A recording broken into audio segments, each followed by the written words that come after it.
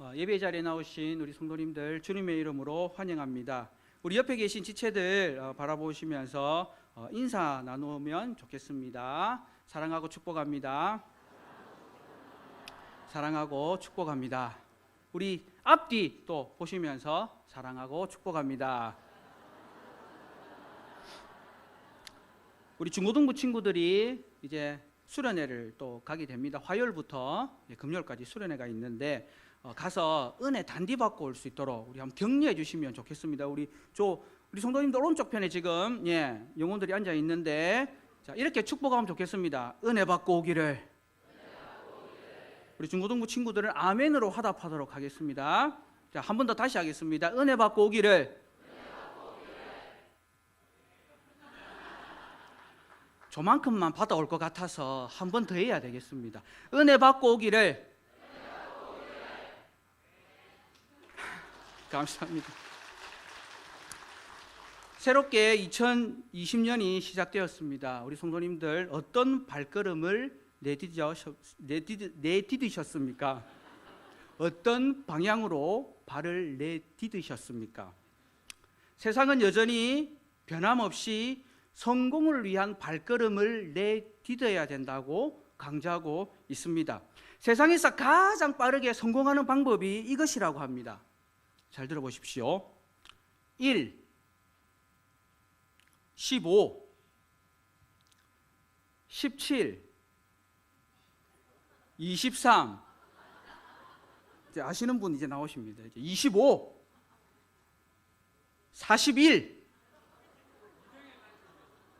그리고 마지막 보너스 10번 당첨되셨습니다. 893회차 로또 1등 번호입니다. 무려 당첨 금액이 23억 7,743만 원. 어제입니다. 어제 무려 9명이 당첨되셨습니다. 축하드립니다. 2등이 58명이 당첨됐습니다. 축하드리고요. 3등이 2,113명입니다. 4등이 11만 6,062명이 당첨됐습니다. 마지막 5등입니다. 5등. 번호 3개가 맞아야 됩니다. 5등 당첨된 명수가 189만 9,696명이 당첨이 됐습니다. 대한민국에 살아가는 국민 10명 중에 1명꼴로 로또를 한다고 합니다. 그런데 모두가 다 당첨되는 것은 아니겠죠. 매주 수많은 사람들이 이 인생 역전, 성공을 꿈꾸면서 로또를 하는데 무려 400만 명이나 한다고 합니다. 10명 중에 1명꼴이라고 합니다. 로또를 할 수 있는 가게가 전국에 5천 곳이나 된다고 합니다. 그런데 인구수에 비해서 로또를 할 수 있는 가게가 상대적으로 작다고 합니다. 저희 나라보다 인구가 더 작은 어떤 나라는 인구가 작음에도 불구하고 로또를 판매하는 가게가 10,000곳이나 된다고 합니다. 5천 곳이나 됨에도 불구하고 계속해서 문의하는 사람들이 있다고 합니다. 무엇을요? 로또 당첨되는 건 어려워도 로또 가게는 할 수 있지 않는가 해서 로또 가게를 하고 싶다고 문의를 한다고 합니다. 로또 가게가 쉽게 할 수 있을까요? 아니면 하기 어려울까요? 어렵습니다. 해보셨네요, 그죠? 하려고 신청하면은 지금 현행 법상으로는 더 이상 로또 가게를 열 수가 없다고 합니다. 그런데 로또는요, 가게만 해도 기계만 갖다 놓지 않습니까? 해보셨다 이거지. 번호만 해서 이렇게 접수하고 이렇게 주고받고 하는데도 가게만 운영해도 평균 300만 원의 수익금을 얻는다고 합니다. 관심이 가시죠, 그죠? 만약에 저희 교회 입구에 로또 이렇게 기계를 설치하고 제가 접수를 받는다고 하면 많은 곳은 매달 약 1,000만 원의 수익금을 올린다고 합니다. 관심 있는 사람들은 계속해서 어떻게 하면 로또 가게를 열 수 있는지를 문의를 하는데 현행 법으로는 지금 더 이상 가게를 할 수 없다고 합니다. 성도님들 혹시 마음 가운데 해야지 하고 계셨던 분들은 그거는 지금 안 된다라는 거 기억해 주시고, 혹시 공고가 나면 제가 빨리 말씀을 드리도록 하겠습니다. 2019년을 지나고 2020년 새해를 맞았습니다. 그런데 놀랍게도 전혀 달라진 것이 없는 것 같습니다. 그냥 달력의 숫자는 바뀌었고 사람들은 결단하면서 그래, 작년에 못했던 성공 올해 반드시 성공하자. 올해도 성공을 위해서 우리 한번 달려가 보자. 성공하기 위해서 로또도 하고, 성공하기 위해서 자기 개발도 하고, 성공하기 위해서 최선을 다해서 한번 살아보자 라고 하는 것이 오늘 저와 우리 성도님들이 살아가는 이 시대의 가치입니다. 그렇다면 똑같이 이 세상을 살아가는 저와 우리 성도님들, 우리는 무엇을 목표로 해서 방향으로 해서 발걸음을 내디뎌야 되겠습니까? 잘 아시는 대로 소돔과 고모라는 멸망의 땅이었습니다. 소돔과 고모라에 롯도 살았습니다. 그렇기 때문에 롯도는 우리 성도들에게는 아무런 유익이 되지 않는다라는 것을 꼭 기억하시기를 소망합니다. 저와 우리 성도님들은 믿음의 발걸음을 내디뎌야 합니다. 세상은 성공을 향해서 발걸음을 내딛는다고 할 때에 저와 우리는 믿음의 발걸음을 내디뎌야 될 줄 믿습니다. 그렇다면 이 믿음의 발걸음은 어떤 발걸음인가? 첫 번째로 믿음의 발걸음은 순종의 발걸음이라는 것입니다. 믿음의 발걸음, 이 순종의 발걸음은 예수님이 보내시는 곳으로 가면 되는 것입니다. 그것을 소명과 사명이라고 요약할 수가 있습니다. 믿음의 발걸음은 소명과 사명을 따라서 예수님이 가라고 하는 곳으로 가면 되는 것입니다. 오늘 본문 말씀에 보니까 예수님께서 즉시 제자들을 재촉하사 자기가 무리를 보내는 동안에 배를 타고 앞서 건너편으로 가게 하시는 장면으로 시작이 됩니다. 앞에 위에 이제 배경이 중요합니다. 위에 배경은 너무나도 잘 아시는 대로 오병이어의 잔치가 있었던 배경입니다. 5,000명을 먹이셨습니다. 많은 사람들이 예수님께서 주시는 그 떡과 물고기를 먹으면서 배불러 했습니다. 배부르면 자연스럽게 행복하지 않습니까? 무엇을 먹든지 같이 먹고 배부르면 정말 행복합니다. 우리 중고등부 친구들은 무엇을 먹든지, 그죠? 목사님이 국밥을 사줘도 즐겁고 대패 삼겹살을 사줘도 즐겁지 않습니까? 같이 모여서 먹고 배부르고 정말로 행복한 그런 시간을 빈들에서 보냈습니다. 그런 사람들 마음에 어떤 마음이 드냐니까 오늘 본문에는 나와 있지 않지만 요한복음 6장 15절에 저 예수님, 저런 분이 우리의 임금님이 되면 좋겠다, 왕이 되면 좋겠다. 저런 분이 우리의 왕이 돼서 우리처럼 가난한 영혼, 목마른 영혼, 불쌍한 영혼, 배고픈 영혼, 없는 영혼들을 위해서 이렇게 잘 먹여주시고 우리를 함께하면서 우리를 위로해주는 저런 분이 우리의 왕이 되면 좋겠다. 왜 그럴까요? 14장 처음에 등장하는 왕, 분봉왕 헤롯은 자기의 유익을 위해서 세례요한을 목베어 죽이는 그런 왕이었습니다.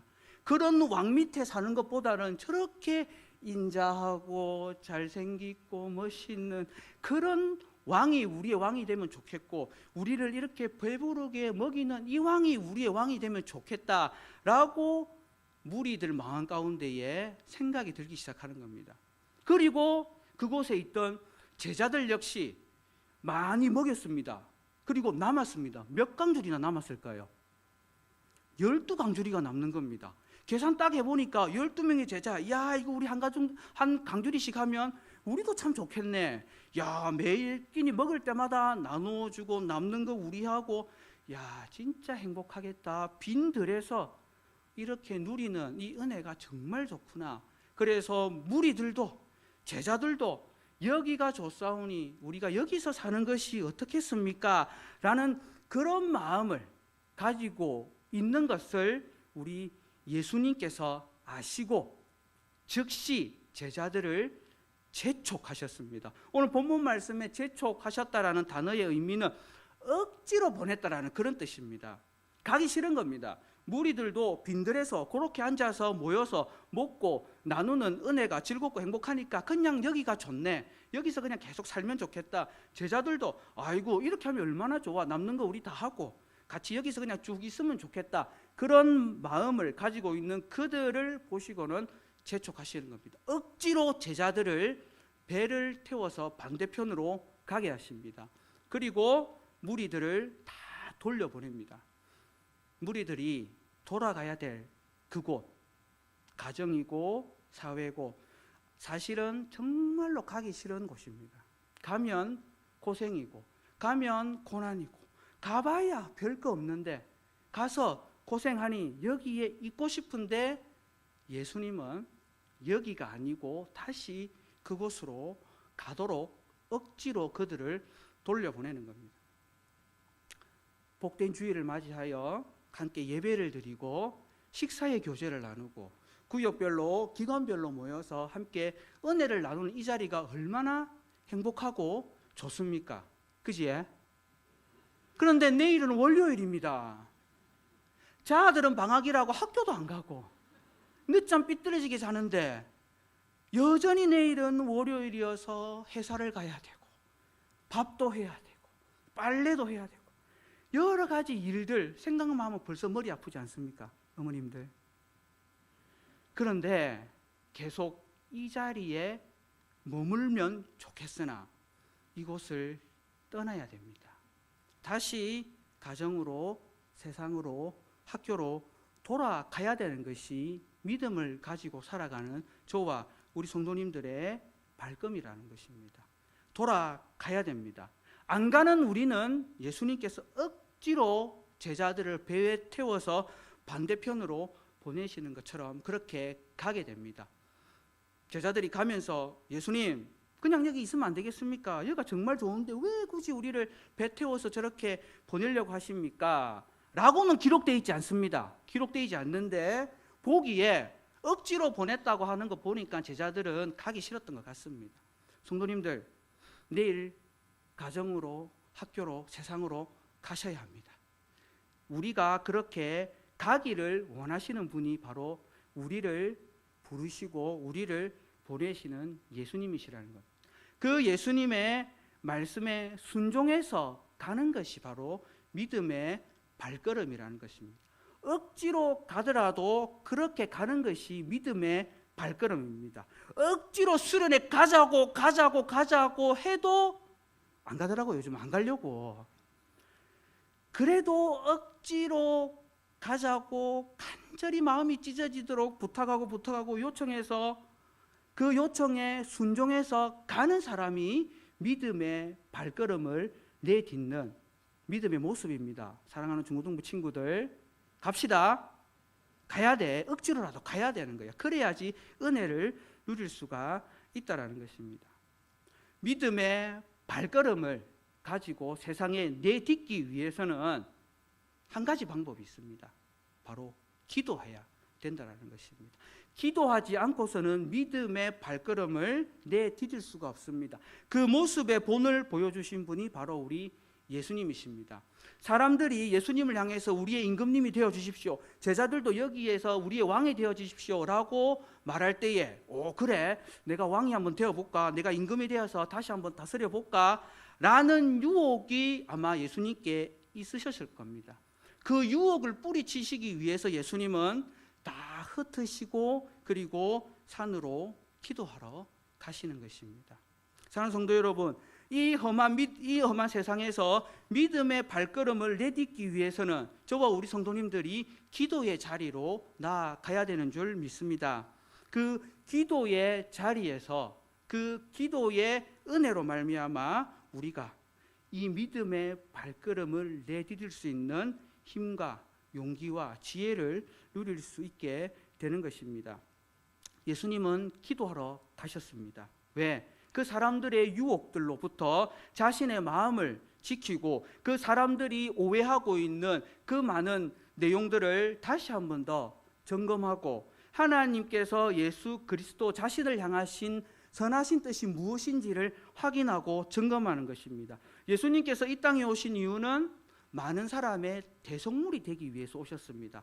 많은 사람의 임금이 되어서 그들을 다스리기 위함이 아니고 많은 사람들의 대속물이 되기 위해서 이 땅에 오셨기 때문에 그 자리에서 그 사람들의 요청에 따라서 제가 왕이 되겠습니다라고 말하면 안 되는 것이었습니다. 그래서 예수님은 기도하러 가시고 제자들은 보냈습니다.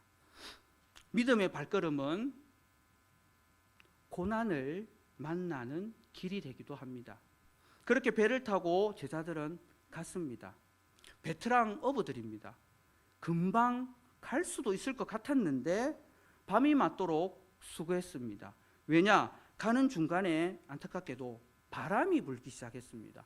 바람이 불어서 파도가 일어나기 시작했고 그 파도로 인해서 배가 심하게 흔들리는 그런 위급한 상황을 당하게 된 겁니다. 소명과 사명을 따라 믿음의 발걸음을 감에도 불구하고 예상치 못한 고난을 만나게 된다는 것을 말씀을 통해서 발견할 수가 있습니다. 그런데 이 고난은 이들이 처음 당하는 고난이 아닙니다. 왜냐하면 이미 마태복음 8장에 배 타고 가다가 고난을 당한 적이 있습니다. 그런데 그때는 그 배 안에 누가 계셨습니까?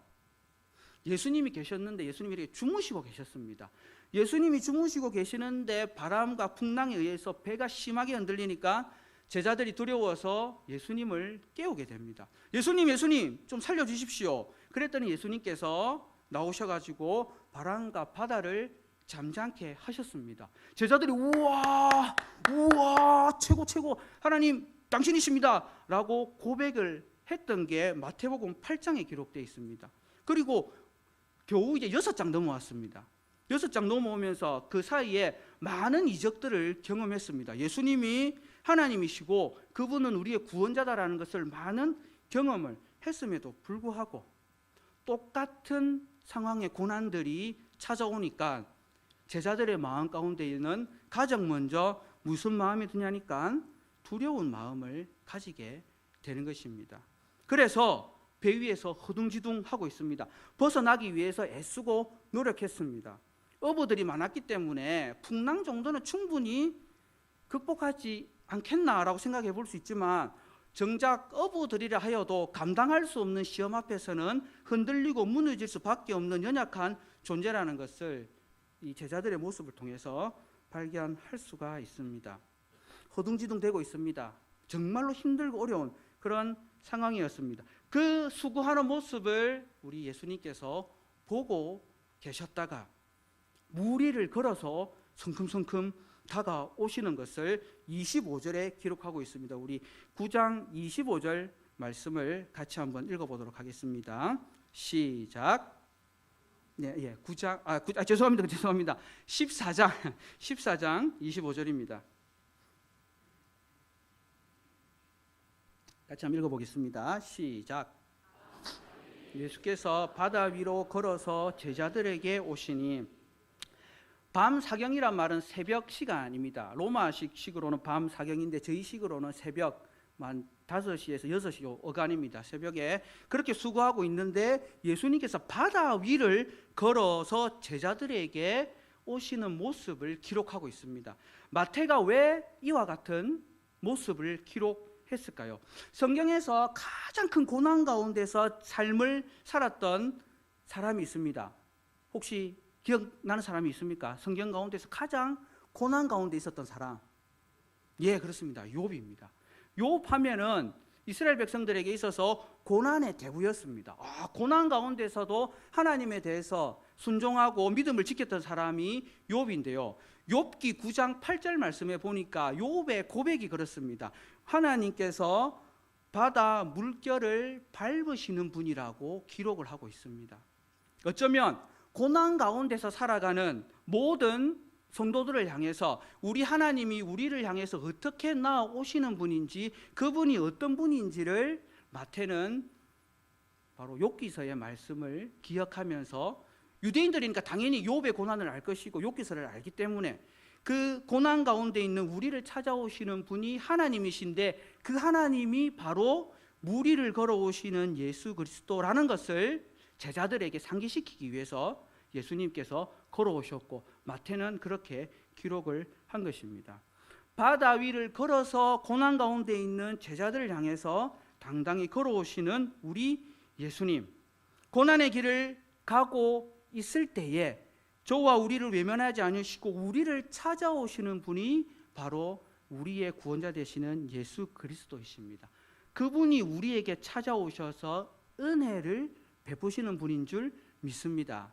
사랑하는 성도 여러분, 지금 형편과 상황이 고난 가운데 있습니까? 어려운 가운데 있습니까? 비록 고난의 길, 꽃길이 아니라 고난의 길을 걷는다 하여도 그 고난의 길 가운데 우리를 바라보시고 우리를 찾아오시는 분이 예수님이라는 사실을 믿고 발걸음을 떼는 것이 믿음의 발걸음으로 세상을 나아가는 성도의 모습이라는 것을 오늘 말씀을 통해서 발견할 수가 있습니다. 예수님께서 그렇게 찾아오셔서 즉시 말씀하십니다. 안심하라, 나니 두려워하지 말라. 이 위로의 말씀을 듣고 베드로가 또 나서기 시작합니다. 왜요? 베드로가 그러면 정말 당신이시거든 나로 무리를 걷게 해 주십시오 라고 요청을 드립니다. 그랬더니 예수님께서 오라고 말씀하십니다. 그 말씀에 베드로가 순종해서 바다 위를 최초로 걷는 믿음의 발걸음을 내딛게 됩니다. 놀랍지 않습니까? 사랑하는 성도 여러분, 물에 빠지지 않고 무리를 걷는 방법이 있습니다. 물에 발이 빠지기 전에 발을 먼저 떼면 되는 것입니다. 그렇게 해서 바다를 걷는 동물도 있기도 합니다. 사실은 인간의 힘으로는 결코 감당할 수 없는 일입니다. 그런데 베드로는 최초로 무리를 걷는 은혜를 경험하게 됩니다. 어부였던 베드로가 무리를 걷는다라는 것은 자기가 갖고 있는 상식으로는 도저히 이해할 수 없는 일입니다. 베드로는 아마 수영은 잘했을 것 같습니다. 어부니까 당연히 수영은 잘하고 잠수도 잘하지 않았겠나 생각해 볼 수 있습니다. 그런 그가 예수님을 향해서 무리를 걷고 싶습니다. 예수님이 오라라고 말씀하셨습니다. 그 말씀에 순종했습니다. 하나님께 나아가는 자가 반드시 기억해야 될 것이 있습니다. 두 가지입니다. 오라는 말씀에 순종해서 하나님께 나아가는 사람은 첫 번째는 하나님이 계시다라는 것을 반드시 믿어야 합니다. 그리고 하나님께 나아가는 자는 반드시 그가 상을 베푸시는 분, 은혜를 베푸시는 분이라는 것을 반드시 믿어야 합니다. 베드로는 오라라고 하신 예수님의 말씀에 순종해서 나아갈 때에 그 마음 가운데 있는 하나님이 계신 것과 그 하나님 앞에 나아가는 자는 반드시 은혜를 베푸시는 분이라는 믿음을 가지고 믿음으로 발걸음을 떼야 되는 것입니다. 첫 발을 내딛었습니다. 놀랍습니다. 빠지지 않았습니다. 그리고 한 발 한 발 다가갑니다. 그런데 베드로는 자기가 믿음의 발걸음을 내디디면서 무엇을 바라보고 가야 되는지를 상실하게 됩니다. 왜냐하면 바람에 의해서 파도가 일어나는 것을 보고는 안타깝게도 점점 빠져 들어가게 되는 것을 오늘 말씀을 통해서 볼 수가 있습니다. 우리 29절과 30절 말씀을 같이 한번 읽어보겠습니다. 14장 29절과 30절입니다. 시작.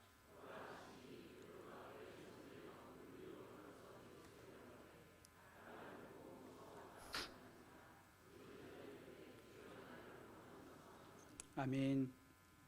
예수님께서 오라 말씀하셨습니다. 그 오라라는 말씀에 순종해서 믿음의 발걸음을 뗐습니다. 믿음의 발걸음을 걷는 원칙은 바로 주님을 바라보고 걸어야 하는 것입니다. 그런데 주님을 바라보지 못하고 안타깝게도 베드로는 바람을 보게 됩니다. 자기의 형편과 상황을 갑작스럽게 깨닫게 된 겁니다. 어떤 상황입니까? 풍랑이 불어서 파도가 막 치는 그 상황입니다. 정신이 번쩍 드는 겁니다. 믿음으로 발을 내딛었지만 주위의 형편과 상황을 보니까 이거 믿음으로 갈 수 없겠는데 그가 흔들리게 된 겁니다. 주님을 바라보고 곧바로 걸어야 될 그 믿음의 발걸음이 안타깝게도 형편과 상황에 의해서 주님을 바라보지 못하고 상황을 바라보게 된 것입니다. 어쩌면 새롭게 시작하는 2020년 올 한 해를 믿음의 발걸음으로 하나님 나라를 소망하면서 바라보고 첫 발을 내디뎠지만 세상에서 살다 보니까 주님을 바라보는 모습은 점점 약해지고 오히려 세상의 형편과 상황을 바라보게 되는 것이 저와 우리 성도님들의 이 연약한 모습이 아닌가 묵상해 봅니다. 그렇게 베드로는 바람을 보고 무서워서 빠지게 됩니다. 어쩌면 올 한 해 이와 같은 상황이 저와 우리 성도님들에게 임할 수 있지 않을까 생각해 봅니다. 그런데 중요한 것이 있습니다.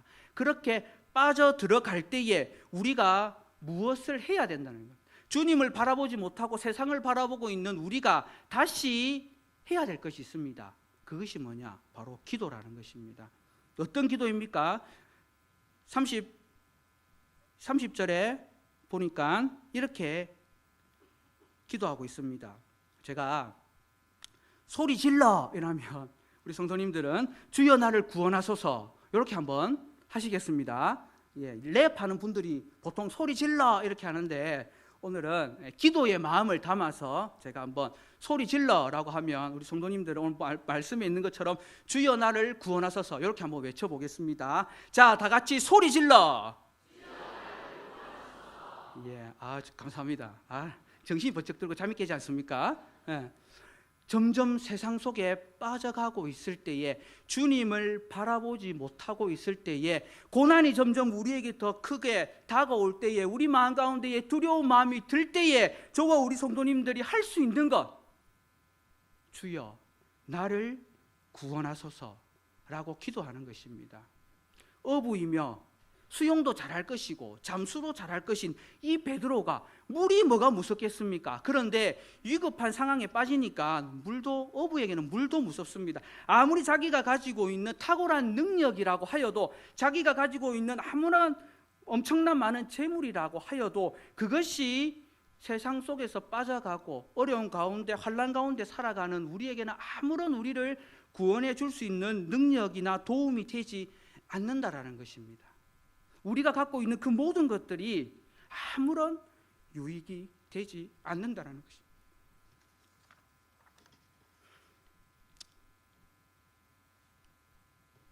그 베드로의 두려운 마음을 우리 주님께서 아시고 그를 향해서 다가오셔서 즉시 손을 내미시는 그분을 발견할 수가 있습니다. 우리 두 분씩 이렇게 마주 보시고 서로 한번 손을 잡아 보십시오. 두 분 한번 잡아 보십시오. 붙잡아 보십시오. 오늘 말씀에 붙잡았다라고 되어 있는데 한번 붙잡아 보시죠. 두 분이. 참 좋습니다. 그죠? 저 붙잡으라고 하니까 보통 이렇게 손을 이렇게 마주 잡고 악수하는 것처럼 이렇게 잡고 있지 않습니까? 그럼 놔 보십시오. 그럼 떨어지는 거예요. 그죠? 떨어졌어요. 그죠? 그럼 또 언제 또 잡을 수 있겠습니까? 또 다시 잡자, 또 내밀어야 또 잡고 그렇게 되지 않습니까? 오늘 본문에서 붙잡는다라는 이 의미는 그냥 그래 손잡고 가다가 아이고만 나아라 이런 차원이 아니라는 거죠. 두 분이서 다시 마주 보시고 붙잡는데 요렇게 한번 잡아보시오. 요렇게 두 분이서 그러니까 한 손씩 이렇게 요렇게 양팔을 이렇게 잡으시는 거예요. 양팔을 이렇게 한 팔로 요 손 이렇게 두 분이서 이렇게 잡도록. 그렇죠. 그러니까 이제 이렇게 잡는 겁니다. 이렇게 잡게 되면은 한 명이 놔 보십시오. 한 명이 놔도 여전히 붙들고 있잖아요, 그죠? 붙잡는다는 것이 요겁니다. 이제 놓으셔도 됩니다. 뻘 좀 해라. 하나님께서 나를 불쌍히 여기시고 건져 구원해 주십시오라는 베드로의 이 기도를 들으시고 예수님께서 31절에 즉시 손을 내밀어 그를 붙잡아 주셨습니다. 즉시 우리가 부르짖을 때에 우리의 음성을 들으시고 우리의 손을 즉시 붙잡시는 이 주님은 그냥 잡았다가 놓는 분이 아니라 끝까지 우리를 붙드시는 분이라는 거예요. 힘들고 어렵습니다. 그러나 내가 기도할 때에 우리 하나님은 나를 이렇게 붙들고 하시는 말씀이 아이고 이 믿음이 작은 자요. 이 믿음이 작은 자요.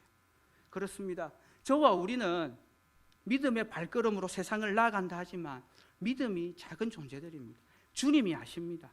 그 아시는 주님이 우리를 인정해 주시는 겁니다. 그래, 믿음이 작지, 믿음이 작은 네가 이 믿음의 발걸음으로 세상을 나아가야 되는데 나를 보지 않고 나를 바라보지 않고 바람을 바라보게 되면 이렇게밖에 안 되니까 제발 부탁하는데 내가 너를 붙들어 줄 테니까 나를 좀 바라보고 믿음의 발걸음을 가자라고 말씀하시는 분이 바로 우리 주님, 우리 하나님이시라는 것입니다. 사랑하는 성도 여러분, 2020년도 어쩌면 오늘 우리가 살아가야 될 이 세상은 깜깜합니다. 1월 달은 이렇게 지나가는데 2월 달에 무슨 일이 일어날지 어떻게 알겠습니까? 12월 달까지 어떻게 우리가 알 수가 있겠습니까? 알 수 없는 이 길을 가는데 저와 우리 성도님들은 믿음의 걸음을 내디디신 겁니다. 그리고 우리가 이 믿음의 길을 갈 때에 반드시 고난을 당할 수밖에 없는 연약한 존재라는 걸 아시고 우리를 위해서 중보 기도해 주시는 분이 우리 주님이시고 그 음성에 순종해서 우리가 구원을 요청할 때에 즉시 우리의 손을 잡아주시는 분이 우리 예수님이시라는 겁니다. 이 길을 갈 때에 저와 우리 성도님들이 반드시 기억해야 될 것은 우리 하나님이 계시다라는 것과 그 살아계신 하나님이 그렇게 찾아오는 우리에게 은혜를 주시는 우리가 은혜로 살아가는 존재라는 것을 반드시 기억하셔야 됩니다. 그것을 믿고 나아가는 것이 믿음의 발걸음입니다. 사랑하는 성도 여러분, 2020년 언제나 믿음의 발걸음을 내디시는 우리 모든 성도님들이 되기를 소망합니다. 우리 중고등부 친구들이 이번 겨울 수련회를 통해서 그 믿음의 발걸음을 경험해 볼 수 있는 은혜가 되기를 소망합니다. 아직까지 마음의 결정을 못한 친구들은 억지로 배에 태워서 보낼 테니까 꼭 결정하시고 우리가 함께 은혜를 누리시면 좋겠습니다. 사랑하는 성도 여러분, 이 땅에 사는 사람들이 간절히 원하고 바라고 기도하는 것이 똑같습니다. 성공이라는 것입니다. 그러나 저와 우리 성도님들은 바라고 원하고 기도하는 것은 선한 믿음의 삶을 걸어가며 고난 가운데에서도 하나님을 의지하는 그런 믿음의 삶을 살기를, 그래서 하나님의 꿈이 우리의 비전이 되고 예수님의 성품이 우리의 인격이 되고 성령님의 능력이 우리의 힘이 되어서 이 믿음의 발걸음을 포기하지 않고 끝까지 내디딜 수 있는 은혜의 해가 되기를 주님의 이름으로 축복합니다.